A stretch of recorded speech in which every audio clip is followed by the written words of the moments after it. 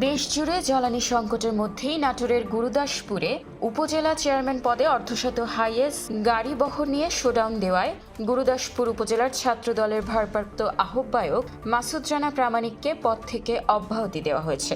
সোমবার কেন্দ্রীয় ছাত্রদলের দপ্তর সম্পাদক মোহাম্মদ জাহাঙ্গীর আলম স্বাক্ষরিত পত্রে তাকে অব্যাহতি দেওয়া হয়। আসন্ন উপজেলা পরিষদ নির্বাচনে চেয়ারম্যান পদে প্রার্থিতা জানান দিতেই বহিষ্কৃত নেতা এই শোডাউন দেয়। এই শোডাউন ঘিরে ব্যাপক সমালোচনা শুরু হয় অর্থের উৎস নিয়েও। বিষয়টি নিয়ে জ্বালানি সংকটের মধ্যেই অর্ধশত গাড়ি নিয়ে ছাত্রদল নেতার এমন শোডাউনের খবর বিভিন্ন গণমাধ্যমে ছড়িয়ে পড়ে। এটা নজরে আসার পর আজ সোমবার দল থেকে তাকে অব্যাহতি দেওয়া হয়।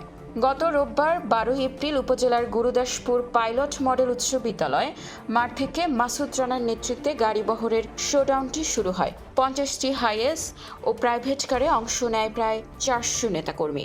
গাড়ি বহরটি উপজেলার গুরুত্বপূর্ণ সড়ক প্রদক্ষিণ শেষে পৌর শহরের চাঁচকৈর বাজারে গিয়ে শেষ হয়। এমন ভিডিও ছড়িয়ে পড়ে সামাজিক যোগাযোগ মাধ্যমে।